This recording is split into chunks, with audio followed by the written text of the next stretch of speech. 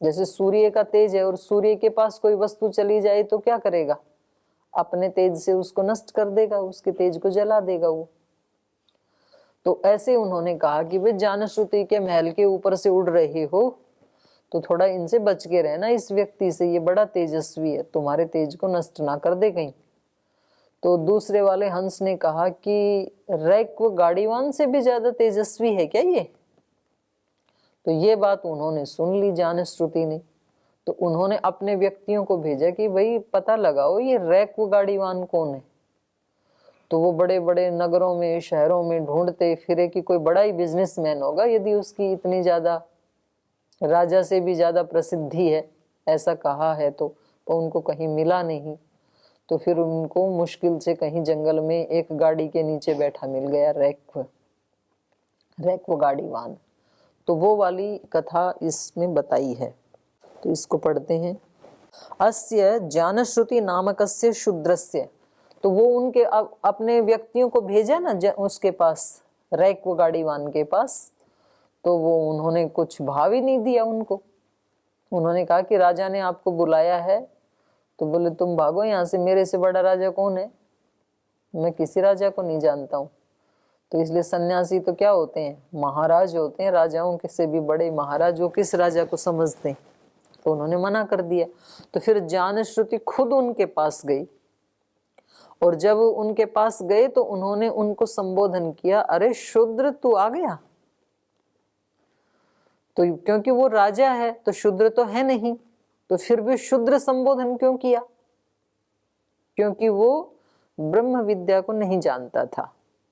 एक तो ये अर्थ है इसका।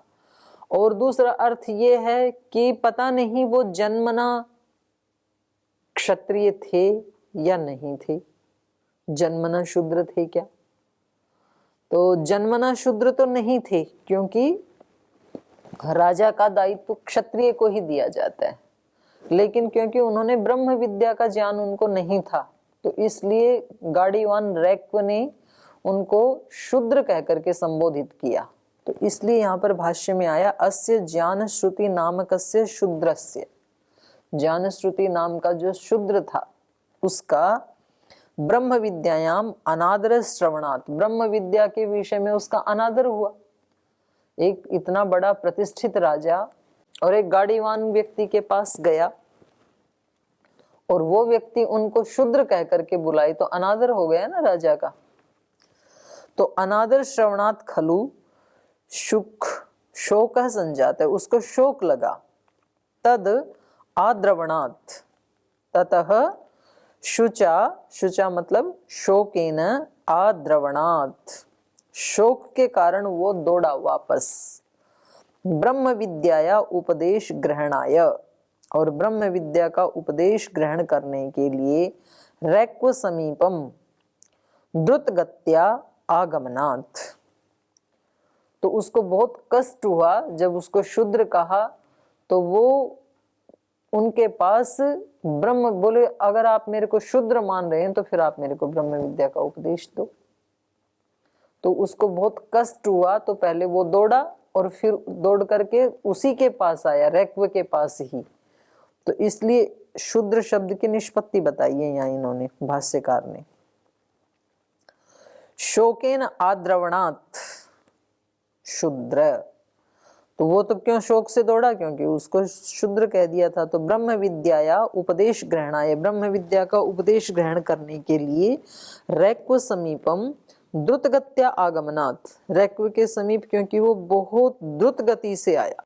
और दूसरा अर्थ ये हो सकता है कि जैसे ही हंस ने कहा कि अरे क्या उससे भी ज्यादा ये प्रसिद्धि को प्राप्त है क्या, उससे भी बड़ा तेज है क्या, तो उससे इसको शौक हुआ कि भी ऐसा रैक्व के पास क्या है जो मेरे पास नहीं है आज। और उस अपमान से पीड़ित होकर के ये द्रुत गति से फिर रैक्व के समीप दौड़ के आया, तो इसलिए भी इसको शूद्र कहा। क्योंकि कहीं अपमान होता है तो अगर तो आध्यात्मिक व्यक्ति है तो वो आग बबूला नहीं होगा, और यदि तो उसने ब्रह्म विद्या का अभ्यास नहीं किया है तो फिर अपमान होते ही वो द्रुत गति से कोई भी एक्शन लेता है।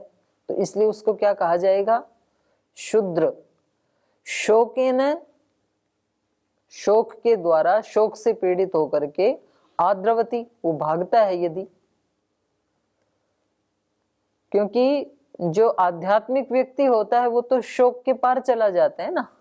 नारद जी ने यही तो पूछा था संत कुमार से कि मैंने आप जैसे ऋषियों से सुना है कि जो उस ब्रह्म को या आत्मा का साक्षात्कार कर लेता है, आत्मवेता या ब्रह्मवेता हो जाता है, वो शोकम तरती, शोक को तर जाता है। लेकिन मैं तो शोक को तरा नहीं, मुझे तो शोक होता है। तो इसका मतलब मैंने अपने आप को नहीं जाना, ब्रह्म साक्षात्कार या आत्म साक्षात्कार नहीं किया। तो शोक तब तक ही होता है जब तक हम या तो अपने स्वरूप को नहीं जानते हैं या तो ब्रह्म के स्वरूप को नहीं जानते हैं। तो दोनों में से एक का भी आत्म साक्षात्कार भी हो जाए तो आत्मवेता शोक को तर जाता है और ब्रह्मवेता तो तर ही तर जाता है निश्चित रूप से ही। तो इसलिए तब तक सब शुद्र ही हैं जब तक हम शोक से पीड़ित होकर के और गतिमान, हमारा चलायमान चित्त हो जाता है, तब तक हम सब क्या हैं? शुद्र। और जिस दिन हम शोक के कारण चलायमान नहीं होते हैं तब हम क्षत्रिय, वैश्य और लास्ट में फिर ब्राह्मण बनते हैं। तो ये क्रम है। जाप्यते ही यत् स जानश्रुति शुचा द्रवणात् शूद्रो अस्ति। तो कह रहे हैं ये ज्ञापित हो रहा है उसके एकदम जल्दी से दौड़ के आने से। सुच्यते ही, ज्ञाप्यते ही यत् स जानश्रुति, वो जो जानश्रुति राजा थे वो शुचा, शोक से, द्रवणात्, दौड़ने के कारण, शूद्रो अस्ति, वो शूद्र है। किसी भी शोक से एकदम चलायमान चित्त हो जाता है तो वो व्यक्ति क्या है? शूद्र। तम शूद्रम संतम रैक्वो ब्रह्म विद्याम उपदिदेश इति हेतु। और वो जो शूद्र हो गया था और शूद्र होकर के, व्याकुल चित्त वाला होकर के वो रैक्व के पास आया ब्रह्म विद्या के लिए, और रैक्व ने ब्रह्म विद्याम उपदिदेश, उसको ब्रह्म विद्या का उपदेश दिया। इति हेतु, तो इस हेतु से क्या पता लगा? शूद्रस्य अपि ब्रह्म विद्यायाम अधिकार इति, शूद्र का भी अधिकार है। क्योंकि जिसके अंदर जिज्ञासा है, जो पढ़ना चाहता है, जानना चाहता है, तो बेशक वो पहले शूद्र रहा हो, लेकिन अब जो जानना चाहता है तो वो उस व्यक्ति को अधिकार है। उसको शूद्र कह करके आप उसका अनधिकार है ऐसा नहीं कह सकते हैं, ये कहना चाह रहे हैं। तत्र उपनिषदि जानश्रुतिम शूद्र इति संबोध्य रैक्वो ब्रह्म विद्याम उपदिष्टवान ही।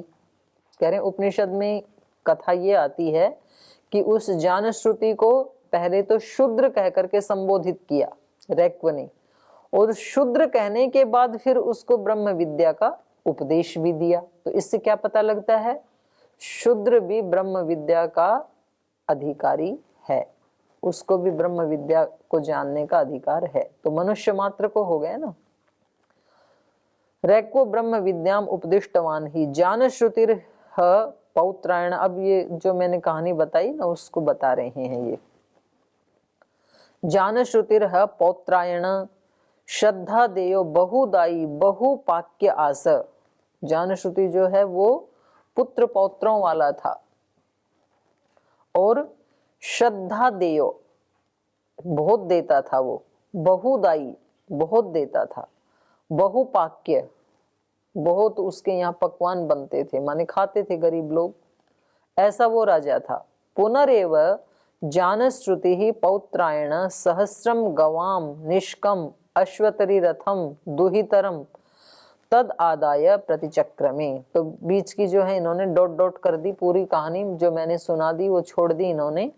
तो पहले अपने सैनिकों को भेजा तो उन्होंने कोई रिस्पॉन्स दिया नहीं रैक्व ने, फिर ये खुद गया।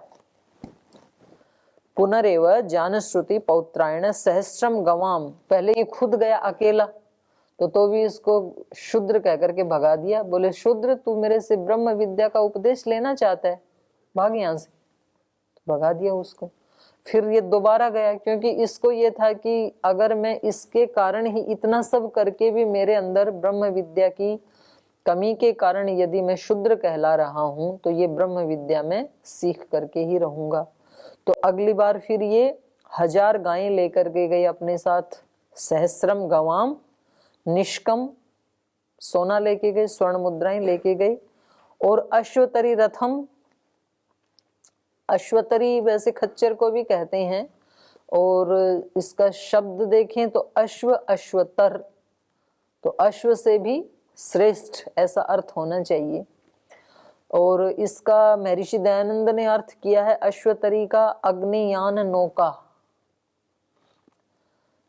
अग्नियान, अग्नि से चलने वाला यान, तो जरूर ऐसा अर्थ रहा होगा, क्योंकि अश्व ही अपने आप में बहुत शीघ्र दौड़ते हैं, और अश्वतर तो और ज्यादा थोड़ा उत्कृष्ट होना चाहिए, और ये राजाओं के पास ही होता था अश्वतरी रथम। तो ये अपने साथ जानश्रुति जो है वो 1000 गायें लेकर के गए, सोना लेकर के गए, अश्वतरी रथम, अश्वतरी रथ को लेकर के गए, दुहितरम, और अपनी पुत्री को साथ लेकर के गए। तद आदाय प्रतिचक्र में, उनको देने के लिए ये प्रतिचक्र में चल पड़ा। तो जब ये सब लेकर के उनके सामने उपस्थित हुए तो उस कन्या को देख करके, तस्या मुखम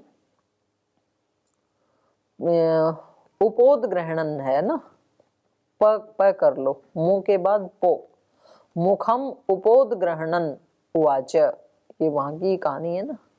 उसके मुख को उद्घाटित करते हुए, जब उन्होंने उस कन्या का मुख देखा रैक्व ऋषि ने, तो उसके मुख की तरफ देखते हुए उवाच, उन्होंने कहा, आजहारे इमाह शूद्र, अरे शूद्र तू इस कन्या को भी साथ ले आया। तो कहा, अनेन एव मुखेन आलपयिष्यथा इति। अब इस कन्या का सम्मान रखने के लिए मुझे तुझे ब्रह्म विद्या का उपदेश देना ही पड़ेगा, तू मेरा मुख खुलवाएगा, क्योंकि तू कन्या को ले आया और गाय को ले आया साथ में। तो वैसे तो तू शूद्र है, मैं तेरे को बिल्कुल भी उपदेश देता नहीं। शूद्र का मतलब क्या है? शूद्र का मतलब ये है कि जो ज्ञान को प्राप्त करने में बहुत आलसी प्रमादी है, न शब्द विद्या पढ़ता है, ना उस शब्द विद्या का अभ्यास करता है, ध्यान उपासना आदि करता है, उस व्यक्ति को शूद्र कहा जाएगा। तो राजा ऐसा ही था जानश्रुति, ना तो उसने शास्त्र आदि का शब्द प्रमाण से पढ़ा और ना तो उसने उसका अभ्यास किया। धन दौलत तो बहुत था और बहुत वैसे शुभ कर्म भी करता था, लेकिन इसका अभ्यास नहीं करता था। तो इसलिए रैक्वान जो है, गाड़ीवान रैक्व, वो इसको शूद्र कह रहे हैं। तो इसलिए उस कन्या को जब सामने वो लेके आए तो उसके मुख को उपोदग्रहणन, अनावरण करते हुए, उसके मुख को देखते हुए उवाच, ऋषि ने कहा, आजहारे इमा शूद्र, अरे शूद्र इस कन्या को ले आए, अनेन एव मुखेन आलापयिष्यथा इति, इसके मुख के कारण ही तू मुझसे बुलवाएगा। इसकी कन्या की लाज रखते हुए, इसका सम्मान करते हुए अब मैं तुझे इसका उपदेश देता हूं। अत्र शूद्रस्य ब्रह्म विद्यायाम अधिकारो अस्ति इति सिद्धमेव। तो जैसे भी हो, लेकिन शूद्र को भी ब्रह्म विद्या का उपदेश दिया जा सकता है, ये इस प्रसंग से सिद्ध होता है। तथा अत्र इदमपि स्पष्टते, और इससे ये भी स्पष्ट होता है, यद एते शूद्रादयो वर्ण शब्दाः गुणवाचका न तु जातिवाचका। और कहते हैं इस वर्णन से ये भी स्पष्ट होता है कि ये जो शूद्र आदि वर्ण है ये गुणवाचका न तु जातिवाचका, गुणवाचक हैं ये संज्ञाएं। शूद्र, क्षत्रिय, वैश्य, ब्राह्मण जातिवाचक नहीं है, क्योंकि जाति से तो वो क्षत्रिय ही था राजा, और फिर भी उसको शूद्र कह रहे हैं। इसका मतलब क्या है? गुणवाचक संज्ञा है ये। उसके अंदर वो गुण नहीं थे, गुण सारे शूद्र के ही थे। शूद्र के मतलब ब्रह्म विद्या का अभ्यास नहीं करता था। तो जिसने अंतःकरण के दोषों को नष्ट करने के लिए ब्रह्म विद्या का अभ्यास नहीं किया या नहीं करता है, वो व्यक्ति शूद्र कहलाएगा। अंतःकरण के दोषों को लेकर के, अहंकार आदि को लेकर के जो व्यक्ति जीवन जीता है तो वो व्यक्ति शूद्र ही माना जाएगा। महाभाष्य व्याकरणे अपि खलु उक्तम सर्व एते शब्दा गुण समुदायेषु वर्तन्ते ब्राह्मण क्षत्रियो वैश्य शूद्र। और कह रहे हैं महाभाष्य व्याकरण में भी आया है कि ये सारे जो शब्द हैं ये गुण समुदायेषु वर्तन्ते, गुणवाचक हैं, ये गुण के आधार पे कहे जाते हैं। ये जो ब्राह्मण क्षत्रिय वैश्य शूद्र आदि शब्द हैं ये गुण के आधार पे हैं, न कि जन्म के आधार पे। तो इससे क्या पता लगा कि मनुष्य मात्र को अपने हृदय में उस ब्रह्म का साक्षात्कार करने का अधिकार है, लेकिन उसमें यह शर्त जरूर है कि वो व्यक्ति उस योग्यता से युक्त तो होना चाहिए। मतलब मनुष्य मात्र को अधिकार है तो उसमें जाति की कहीं कोई बाधा नहीं है। कोई व्यक्ति किस घर में, किस जाति कुल खानदान में पैदा हुआ, इसकी कोई बाधा नहीं है, लेकिन उस व्यक्ति में वो योग्यता तो होनी चाहिए। अगर ब्राह्मण होकर के भी वो योग्यता नहीं रखता है तो फिर उसको शूद्र कहा जाएगा।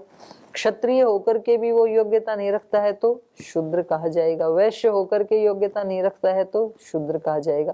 शूद्र होकर के भी वो योग्यता रखता है तो ब्राह्मण कहा जाएगा। ये है इसका। और ये तो आज भी है।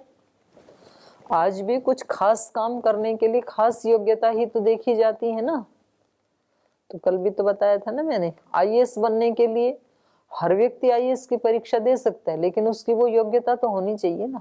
वो किसी भी परिवार कुल खानदान से आया है बेशक तो बन सकता है, लेकिन उसके अंदर इतनी शार्प बुद्धि तो होनी ही चाहिए। बुद्धू व्यक्ति तो आईएएस की परीक्षा नहीं दे पाएगा। तो अलग अलग डॉक्टर कौन बन सकता है? जिसके अंदर चीर-फाड़ करने की सामर्थ्य है, वो बुद्धि है। वो नहीं है तो नहीं कर पाएगा फिर। तो वो तो होना ही चाहिए। तो ये सारी योग्यताएं किसके आधार पे हैं? योग्यता के आधार पे हैं। और योग्यता के आधार पे जो वर्ण व्यवस्था होती है उसी से समाज में संतुलन बनता है। जन्म के आधार पे पहले जो व्यवस्थाएं समाज में थी उससे भी समाज में असंतुलन हुआ, क्योंकि उसमें जो शूद्र समाज, जो जन्मना शूद्र समाज था, उनके साथ एक अमानवीय व्यवहार हुआ। फिर कि भाई उनको, हम जहाँ पानी भरते हैं वहां वो पानी भी नहीं भर सकते हैं, हम जिस मंदिर में पूजा करते हैं उसमें वो पूजा भी नहीं कर सकते हैं। तो ये एक अमानवीय व्यवहार है ना। तो जाति के नाम पे वर्ण व्यवस्था मानने से पहले भी समाज का नुकसान हुआ, विघटन हुआ, अन्याय हुआ, अत्याचार हुआ। आज भी हो रहा है। आज क्यों हो रहा है? आज फिर वो कर दिया आरक्षण। चाहे बोले जी 25 सीट तो हमने आरक्षित कर दी, चाहे उनको कुछ आए या ना आए, डॉक्टर वही बनेगा, आईएएस वही बनेगा, इंजीनियर वही बनेगा। दूसरी तरफ उस दूसरे व्यक्ति में चाहे कितनी भी योग्यता है, लेकिन बोले आपके नाम का जितनी सीटें थी वो पूरी हो गई, अब दूसरी बेशक खाली ही है, उसमें हमें किसी को भी भरना पड़े। तो अयोग्य व्यक्ति यदि ऊंचे पद पे जाएगा तो फिर नहीं कर पाएगा उस कार्य को, तो उससे भी नुकसान होगा फिर। तो इसलिए योग्यता के आधार पे ही उस व्यक्ति को उस स्थान पे जाने का अधिकार होना चाहिए। इसमें कोई कहीं भी झगड़ा नहीं है। जिसमें पायलट बनने की योग्यता है वो पायलट बने, डॉक्टर बनने की योग्यता है वो डॉक्टर बने, वो किसी भी समाज से आता है जी। तो सभी मनुष्यों को सब काम करने का अधिकार है, मनुष्य मात्र को। बस उसमें उस काम को करने की योग्यता होनी चाहिए। तो ब्रह्म विद्या का अधिकार मनुष्य मात्र को है, लेकिन उसका वैसा आचरण होना चाहिए। वो व्यक्ति पवित्रशीलवाना होना चाहिए, वो यम नियमों का पालन करने वाला होना चाहिए। जो जो योग्यताएं हैं ब्रह्म विद्या के लिए वो सब उसमें होनी चाहिए, तो फिर कोई भी कर सकता है। अगला सूत्र, क्षत्रियत्व गतेश्च उत्तरत्र चैत्र रथेन लिंगात। और कह रहे हैं कि क्षत्रियत्व गतेश्च, क्षत्रियत्व के को प्राप्त हो गया वो, क्षत्रियत्व गतेश्च उत्तरत्र, बाद में जो शूद्र था वो क्षत्रियत्व को प्राप्त हो गया। जानश्रुति को पहले तो शूद्र कहा, तो पहले तो मतलब वो क्षत्रिय भी नहीं था, काम तो क्षत्रिय का कर रहा था, राजा था ना। तो बोले अभी इनका उपदेश सुन करके क्षत्रियत्व को, राजा भी सच्चा वो तब बना। क्षत्रियत्व गतेश्च उत्तरत्र, माने जो व्यक्ति नैतिक मूल्यों से और जीवन के मूल्यों से नहीं जुड़ेगा तो वो जहां कहीं भी नियुक्त है उस कार्य को भी वो ठीक से नहीं कर पाएगा। आध्यात्मिक व्यक्ति किसी भी दायित्व को निभाएगा तो बहुत अच्छे से निभाएगा वो। तो इसलिए ये मूलभूत आवश्यकताएं हैं जीवन की। आध्यात्मिकता ऐसी नहीं है कि वो एक वर्ग के लिए एक कोई टोला है कि भाई जिनको सन्यासी बनना है वो यम नियम आदि का पालन करें, बाकी लोगों को क्या जरूरत है, ऐसा नहीं है। यम नियम तो बेसिक चीज है। अहिंसा, सत्यस्तेय, ब्रह्मचर्य, अपरिग्रह, शौच, संतोष, तपस, स्वाध्याय, ईश्वर प्रणिधान, ये जो व्यक्ति करेगा, वो डॉक्टर करेगा तो अच्छा डॉक्टर होगा, इंजीनियर करेगा तो अच्छा इंजीनियर होगा, किसान करेगा तो अच्छा किसान होगा। कोई भी व्यक्ति इनका पालन करेगा तो वो अपने धर्म का निर्वहन भी एक स्पेशल ढंग से करेगा, विशेष ढंग से करेगा, बाकी नहीं कर पाएंगे। तो ये राज्य तो चला ही रहे थे, लेकिन इस ब्रह्म विद्या को प्राप्त करने के बाद क्षत्रियत्व को प्राप्त हो गई, सच्चे क्षत्रियत्व को। क्षत्रियत्व गतेश्च उत्तरत्र चैत्र रथेन लिंगात। कैसे पता लगा? चैत्र रथेन लिंगात, चित्र रथ के लक्षण से। चित्र रथ का लक्षण क्या है वो आगे बता रहे हैं इसमें। जानश्रुति ही पौत्रायण पूर्वम शूद्र आसीत। तो ये जो जानश्रुति हैं, यद्यपि इनके पास बहुत वैभव था, पुत्र पौत्र सब कुछ था, लेकिन तो भी पहले शूद्र आसीत, शूद्र ही थे। फिर भी गुण कर्म भ्याम उत्तरत्र तस्य क्षत्रियत्व गति संजाता। तो जब इन्होंने क्षत्रिय के गुण कर्म अपनाई, रैक्व का उपदेश लेकर के, और जब इन्होंने अपने आप को अपग्रेड किया, अपने चेतना को अपलिफ्ट किया, तो तस्य क्षत्रियत्व गति संजाता। तो उसमें वो सच्चा क्षत्रिय की गति उत्पन्न हो गई, माने सच्चा क्षत्रिय बन गया। तस्माद शूद्रत्व क्षत्रियत्व प्राप्ति तस्य सूच्यते ही यत् क्षुद्रादयो वर्णा गुण कर्माभ्याम प्रसिद्ध्यन्ति इति। तो ये जो शूद्र से क्षत्रियत्व की जो प्राप्ति हो गई, तो इससे पता चलता है कि शूद्र आदि जो वर्ण हैं वो किसके आधार पे हैं? गुण कर्मभ्याम, गुण और कर्मों के आधार पे हैं। गुण कर्मभ्याम प्रसिद्ध्यन्ति इति कृत्वा एव शूद्रस्य अपि ब्रह्म विद्यायाम अधिकारो न्याय्यः। तो गुण कर्म के आधार पे जब हम ये वर्ण व्यवस्था चलाते हैं तो फिर शूद्रस्य अपि, जो शूद्र है उसको भी ब्रह्म विद्यायाम अधिकारो, उसका भी ब्रह्म विद्या में अधिकार है, ये न्याय्य है।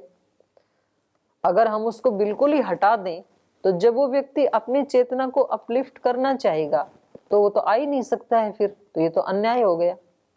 तो न्याय क्या है? शूद्र भी जब अपने आप को क्षत्रिय या वैश्य ब्राह्मण बनाने के लिए तैयार हो तो वो भी वैसा बन सकता है, यही न्याय है। ब्रह्म विद्यायाम अधिकारो न्याय कथम जायते स जानश्रुति पौत्रायणो गुण कर्मभ्याम क्षत्रिय संजातः। बोले कैसे पता लगा कि ये जो जानश्रुति थे, जो पुत्र पौत्रों से युक्त थे, ये गुण कर्म के द्वारा क्षत्रियत्व को प्राप्त हो गए, ये कैसे पता लगा? तो उत्तर दे रहे हैं, उच्यते चैत्र रथेन लिंगात, चैत्र रथ के लक्षण से। चैत्र रथ मतलब चित्र रथ, अश्वतरी रथ, अश्वगर्दभाभ्याम संयोगेन जाति चित्र विचित्र पशु तद उक्तो रथः चैत्र रथः स च ज्ञानश्रुतेः आसीतेव इति अनेन लिंगेन सिद्ध्यति यत् स शूद्रात् क्षत्रिय संभूतः। तो कह रहे हैं चित्ररथो, चित्ररथ का मतलब है अश्वतरी रथ।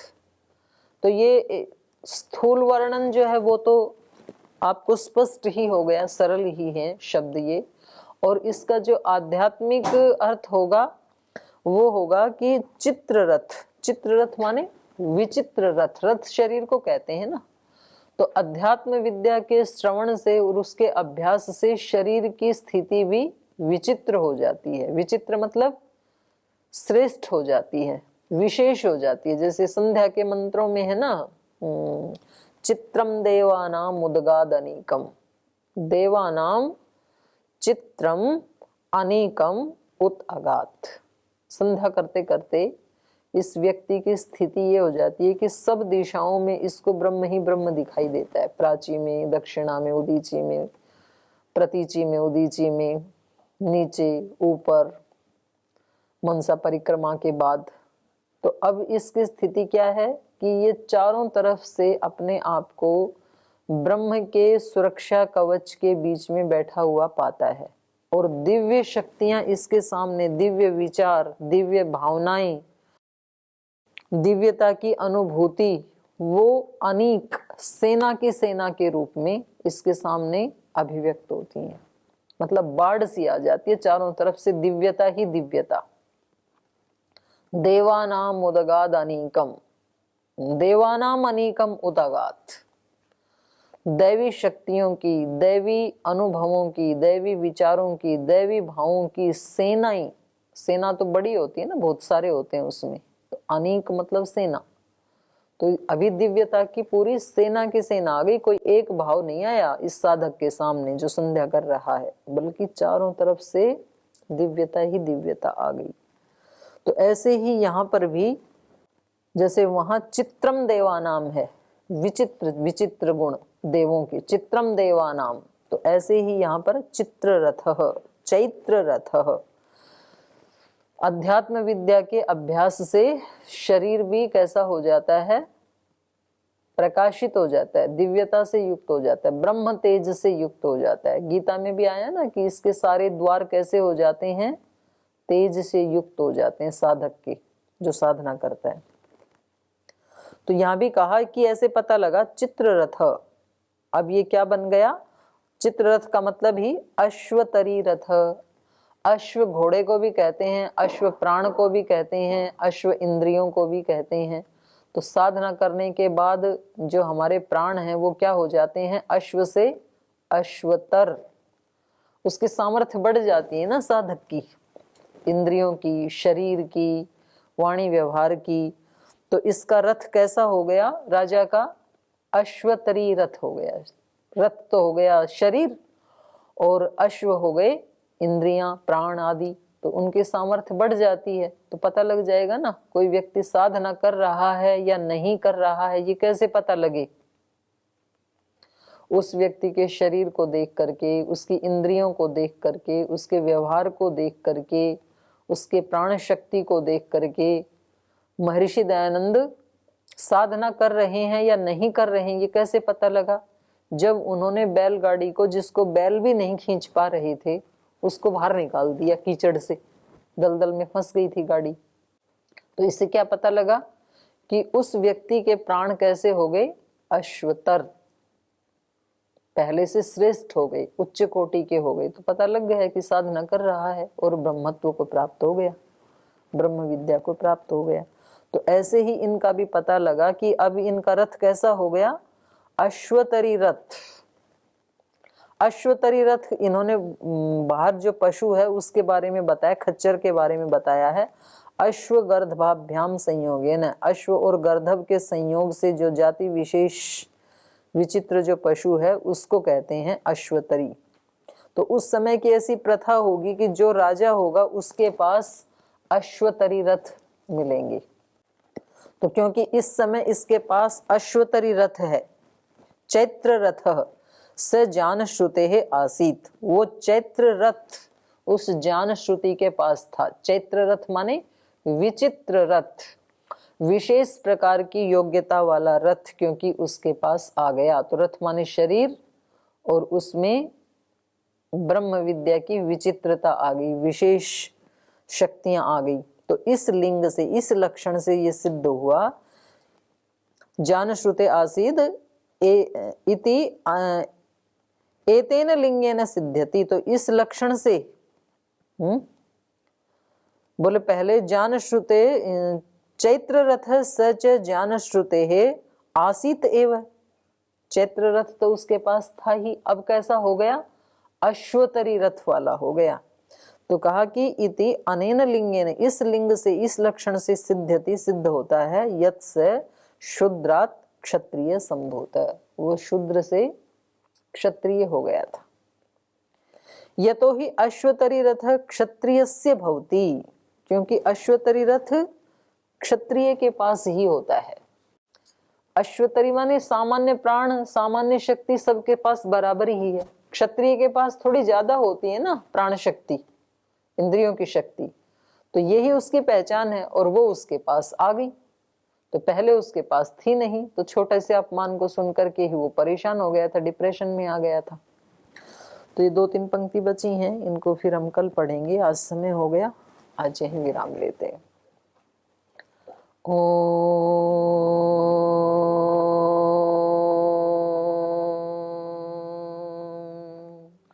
शांति शांति शांति। श्री गुरुभ्यो नमः।